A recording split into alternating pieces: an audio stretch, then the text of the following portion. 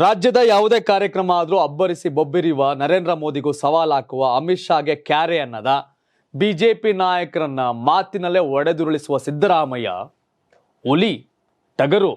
ಆದರೆ ಅವ್ರ ಮಗ ಯತೀಂದ್ರ ಮೈಸೂರು ಲೋಕಸಭಾ ಕ್ಷೇತ್ರದಿಂದ ಹಿಂದೆ ಸರಿತಾ ಇದ್ದಾರೆ. ಕಾರಣ ಎಷ್ಟೇ, ಅತಿ ಹೆಚ್ಚು ಸ್ಥಾನ ಗೆದ್ದರೆ ಸಿದ್ದರಾಮಯ್ಯ ಮುಖ್ಯಮಂತ್ರಿಯಾಗಿ 5 ವರ್ಷ ಪೂರೈಸ್ತಾರೆ ಅಂತ ಹೇಳಿದ್ರು ಯತೀಂದ್ರ.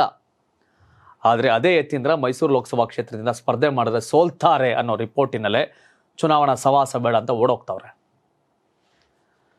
ಇಡೀ ರಾಜ್ಯದಲ್ಲಿ ಕಾಂಗ್ರೆಸ್ 20ಕ್ಕೂ ಅಧಿಕ ಸ್ಥಾನ ಗೆಲ್ಲತ್ತೆ ಅನ್ನೋ ಕಾಂಗ್ರೆಸ್ಸಿಗರಿಗೆ ಮೈಸೂರಲ್ಲಿ ಯತೀಂದ್ರ ಗೆಲ್ತಾರೆ ಅಂತ ಹೇಳಕ್ಕಾಗ್ತಿಲ್ಲ.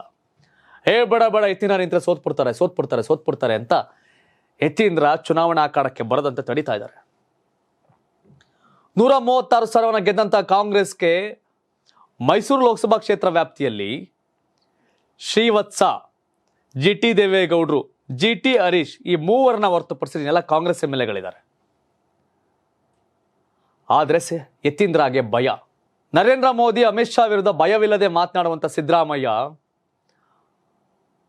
ಮಗನ ಭಯವನ್ನ ಹೋಗಲಾಡಿಸಲು ಸಾಧ್ಯ ಆಗ್ತಿಲ್ಲ.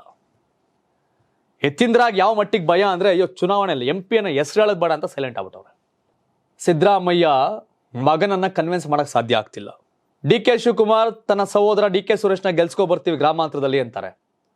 ಆದ್ರೆ ಅದೇ ಸಿದ್ದರಾಮಯ್ಯ ಮಗನನ್ನ ಮೈಸೂರಿಂದ ಗೆಲ್ಸ್ಕೊ ಬರ್ತೀವಿ ಅಂತ ಹೇಳಲ್ಲ. ಭಯ. ಮುಖ್ಯಮಂತ್ರಿಯ ಮಗ ಸೋತ್ರೆ ಮುಖ್ಯಮಂತ್ರಿಗೆ ಅವಮಾನ, ಮುಖ್ಯಮಂತ್ರಿಯ ಮಗ ಸೋದ್ರೆ ಮುಖ್ಯಮಂತ್ರಿಗೆ ಹಿನ್ನಡೆ. ಸಿದ್ದರಾಮಯ್ಯ ಮಗ ಯತೀಂದ್ರ ಸೋತ್ರೆ ಸಿದ್ದರಾಮಯ್ಯ ರಾಜೀನಾಮೆ ಕೊಡಬೇಕು.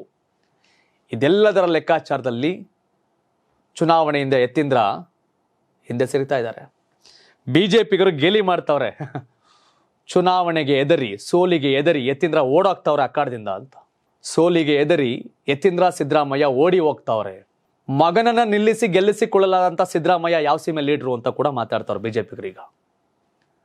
ಬಟ್ ಅದೇ ಆಶ್ಚರ್ಯ, ನರೇಂದ್ರ ಮೋದಿ ಸಮೇತ ಬಿಜೆಪಿ ನಾಯಕರನ್ನ ಅಬ್ಬರಿಸಿ ಬೊಬ್ಬಿರಿದು ಟೀಕೆ ಮಾಡುವಂತ ಸಿದ್ದರಾಮಯ್ಯ ಅವ್ರಿಗೆ ಮೈಸೂರಲ್ಲಿ ಮಗನನ್ನ ನಿಲ್ಲಿಸಿಕೊಂಡು ಗೆಲ್ಲಿಸಿಕೊಳ್ಳೋಕೆ ಯಾಕೆ ಸಾಧ್ಯ ಆಗ್ತಿಲ್ಲ, ಯಾಕೆ ಮುಂದಾಗ್ತಿಲ್ಲ ಅಂತ. ಕಾಂಗ್ರೆಸ್ಸಿಗರು ಹೌದು, ಎಲ್ಲಾ ಸಚಿವರು ಚುನಾವಣೆಗೆ ನಿಲ್ಲಿಸಿ ಗೆಲ್ಸ್ಕೋಬೇಕು, ಗೆಲ್ಸಿಲ್ಲ ಅಂದ್ರೆ ನೀವು ರಾಜೀನಾಮೆ ಕೊಡಬೇಕು ಅಂತ ಸಂದೇಶವನ್ನ ರವಾನೆ ಮಾಡ್ತಿದೆ ಹೈಕಮಾಂಡ್. ಚುನಾವಣೆಗೆ ನಿಲ್ಲಿಸಿ ಗೆಲ್ಸ್ಗಳಿಲ್ಲ, ನಿಂತು ಗೆಲ್ರಿ, ಇಲ್ಲ ರಾಜೀನಾಮೆ ಕೊಡಿ ಅಂತ. ಆ ಫಾರ್ಮುಲಾ ಸಿದ್ದರಾಮಯ್ಯಗೆ ಯಾಕೆ ಅಪ್ಲೈ ಆಗಲ್ಲ?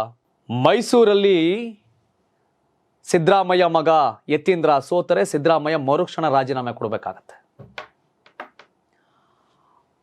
ತನ್ನ ಸೋಲು ತಮ್ಮ ತಂದೆಯ ರಾಜೀನಾಮೆಗೆ ಕಾರಣ ಆಗಬಾರ್ದು ಅನ್ನೋ ಕಾರಣಕ್ಕೆ ಯತೀಂದ್ರ, ಸಿದ್ದರಾಮಯ್ಯ ಸೈಲೆಂಟ್ ಆಗಿದ್ದಾರೆ. ಬಟ್ ರಾಜಕಾರಣ ಎಷ್ಟು ಬಹಳ ಸೋಜಿಗ ನೋಡಿ, ವಿಚಿತ್ರ. ಅತಿ ದೊಡ್ಡ ಬಹುಮತದೊಂದಿಗೆ ಗೆದ್ದಂತ ಕಾಂಗ್ರೆಸ್ ಪಕ್ಷ, ಅದರ ಮುಖ್ಯಮಂತ್ರಿ ಸಿದ್ದರಾಮಯ್ಯ ತನ್ನ ಮಗನನ್ನ ಮೈಸೂರಲ್ಲಿ ಸ್ಪರ್ಧೆ ಮಾಡಿ ಗೆಲ್ಲಿಸಿಕೊಳ್ಳಲು ಸಾಧ್ಯ ಆಗಲ್ಲ ಅನ್ನೋ ವಿಚಿತ್ರ ಇದೆಯಲ್ಲ. ಅದು ಪ್ರಜಾಪ್ರಭುತ್ವ ವ್ಯವಸ್ಥೆ, ಜನ ಎಷ್ಟು ಸ್ಟ್ರಾಂಗ್ ಅನ್ನೋದು ಗೊತ್ತಾಗುತ್ತೆ. ಯಾಕಂದ್ರೆ ಇದೇ ಸಿದ್ದರಾಮಯ್ಯವ್ರನ್ನ ಚಾಮುಂಡೇಶ್ವರಿಯಲ್ಲಿ ಸೋಲ್ತಿದ್ರು ಜನ, ಜಿಟಿ ದೇವೇಗೌಡರನ್ನ ಗೆಲ್ಸಿದ್ರು. ಮತ್ತೆ ಈ ಬಾರಿ ಎಡವಟ್ಟ ಆಗ್ಬಿಟ್ರೆ ಅಂದ್ರೆ ಯತೀಂದ್ರ ವರುಣವನ್ನ ಬಿಟ್ಕೊಟ್ರು. ವರುಣ ಹೊರತುಪಡಿಸಿದ್ರೆ ಸಿದ್ದರಾಮಯ್ಯ ಬೇರೆ ಕಡೆ ಗೆಲ್ಲಕ್ಕೆ ಸಾಧ್ಯ ಇಲ್ಲ ಅನ್ನೋ ಲೆಕ್ಕಾಚಾರದಲ್ಲಿ, ಚಾಮುಂಡೇಶ್ವರಿ ಮತ್ತೆ ಸೋತ್ಬಿಟ್ರೆ ಅನ್ನೋ ಭಯದಲ್ಲಿ, ಬಾದಾಮಿಗೆ ಹೋದ್ರೆ ಅಲ್ಲೊಂದು ಚಿಮ್ಮನಕಟ್ಟಿ ಅವ್ರು ಭೀಮಸೇನ್ ಚಿಮ್ಮನಕಟ್ಟಿ ಇವರೆಲ್ಲ ಗೋ ಬ್ಯಾಕ್ ಸಿದ್ದರಾಮಯ್ಯ ಅನ್ನೋ ಕ್ಯಾಂಪೇನ್, ಅವರಲ್ಲಿಂದ ವಾಪಸ್ ಬಂದ್ರು. ಸೊ ಈಗ ಯತೀಂದ್ರ ಚುನಾವಣೆ ಗೆದ್ದ ನಂತರ ತಂದೆಯ ಅಕ್ಕಪಕ್ಕ ನಿಂತು ಎಲ್ಲಾ ವ್ಯವಹಾರಗಳನ್ನ ನೋಡ್ಕೋತಿದ್ರು, ಸಕಲವನ್ನೂ ಕೂಡ. ಒಂದಷ್ಟು ಯಾವುದೋ ಆಡಿಯೋ ಟ್ರಾನ್ಸ್ಫರ್ ಸಂಬಂಧಪಟ್ಟಂಗೆ ಬಂದು ದೊಡ್ಡ ಕಾಂಟ್ರವರ್ಸಿ ಆಗಿತ್ತು. ಕಳೆದ 1 ತಿಂಗಳ ಹಿಂದೆ ಅಷ್ಟೇ ಅತಿ ಹೆಚ್ಚು ಸ್ಥಾನ ಕಾಂಗ್ರೆಸ್ ಗೆದ್ರೆ ಸಿದ್ದರಾಮಯ್ಯ 5 ವರ್ಷ ಮುಂದುವರಿತಾರೆ ಅಂತ ಹೇಳಿದ್ರು. ಅದೇ ಯತೀಂದ್ರ ಇವತ್ತು ಮೈಸೂರು ಲೋಕಸಭಾ ಕ್ಷೇತ್ರ ಅಖಾಡದಿಂದ ಸೈಲೆಂಟ್ ಆಗಿದ್ದಾರೆ. ಎಲ್ಲ ಒಂದೇ ಸಲ ಐತಿ, ಯತೀಂದ್ರ ನಿಲ್ಲಿಸಬೇಡಿ ಅಂತ. ನಿಲ್ಸಿದ್ರೆ ಸೋತ್ಬಿಟ್ರೆ ನೀವು ರಾಜೀನಾಮೆ ಕೊಡಬೇಕಾಗತ್ತೆ ಸಿದ್ದರಾಮಯ್ಯ ಅಂತ. ಬಹಳ ವಿಚಿತ್ರ. ಮೈಸೂರು ಲೋಕಸಭಾ ಕ್ಷೇತ್ರ ವ್ಯಾಪ್ತಿಯಲ್ಲಿ ಯತೀಂದ್ರ ನಿಂತರೆ ಸೋಲ್ತಾರೆ ಅನ್ನೋ ಭಯದಲ್ಲಿ ಇದೀಗ ಯತೀಂದ್ರ ಸೈಲೆಂಟ್ ಆಗಿದ್ದಾರೆ. ಮಗನನ್ನ ನಿಲ್ಲಿಸಿ ಸೋತ್ರೆ ನನ್ನ ರಾಜೀನಾಮೆ ಕೊಡಬೇಕಾಗತ್ತೆ ಅನ್ನೋ ಭಯದಲ್ಲಿ ಸಿದ್ದರಾಮಯ್ಯ ಸಹ ಆ ವಿಚಾರದಲ್ಲಿ ಸೈಲೆಂಟ್ ಆಗಿದ್ದಾರೆ. ಈಗ ಅಷ್ಟೇ ಇಲ್ಲ, ಈಗ ಬೇರೆಯವ್ರು ನಿಲ್ಸು ಸೋತ್ರು ಕೂಡ ಸಿದ್ದರಾಮಯ್ಯ ಅದರ ನೈತಿಕ ಹೊಣೆಯನ್ನು ಹೊರಬೇಕಾಗತ್ತೆ ಅನ್ನೋದು ಕಾಂಗ್ರೆಸ್ಸಿಗರ ಬಹುತೇಕರ ಮಾತು. ಸಚಿವರು ನಿಲ್ಲಿ ಅಂತ ಹೇಳ್ತಾವ್ರೆ, ಸೋತ್ರೆ ರಾಜೀನಾಮೆ ಕೊಡ್ಬೇಕಂತೆ ಮಿನಿಸ್ಟ್ರಿಗೆ, ಗೆಲ್ಸ್ಕೊಳ್ಳಿಲ್ಲ ಅಂದ್ರೆ ರಾಜೀನಾಮೆ ಕೊಡ್ಬೇಕಂತ. ಹೌದು, ನಾವು ಕೊಡ್ತೀವಿ, ನಿಮ್ ಕತೆ ಏನು ಅಂತೆಲ್ಲ ಕೇಳ್ತಾರೆ ಸಿದ್ದರಾಮಯ್ಯನವ್ರನ್ನ ಈಗ. ಹೀಗಾಗಿ ಕಾಂಗ್ರೆಸ್ನಲ್ಲಿ ಈಗ ನಾಯಕರ ಪಾಡು ಒದ್ದಾಟ ಶುರುವಾಗಿದೆ. ಅತಿ ಹೆಚ್ಚು ತಂದೆಯನ್ನ ಸಮರ್ಥನೆ ಮಾಡಿಕೊಳ್ಳುವಂತ ಯತೀಂದ್ರ ಸೈಲೆಂಟ್ ಆಗಿದ್ದಾರೆ, ಸಿದ್ದರಾಮಯ್ಯ ಕೂಡ ಸೈಲೆಂಟ್ ಆಗಿದ್ದಾರೆ ಮೈಸೂರಿನ ವಿಚಾರದಲ್ಲಿ. ಯತೀಂದ್ರನೇ ನೋಡು. ಆದ್ರೆ ಯತೀಂದ್ರ ಸೋಲಿನ ಭಯದಲ್ಲಿ ಈಗ ಮೈಸೂರು ಲೋಕಸಭಾ ಕ್ಷೇತ್ರ ವ್ಯಾಪ್ತಿಯಿಂದ ಚುನಾವಣೆ ಸ್ಪರ್ಧೆ ಮಾಡೋ ವಿಚಾರದಲ್ಲಿ ಹಿಂದೆ ಸರಿದಿದ್ದಾರೆ ಅಂತಿದೆ.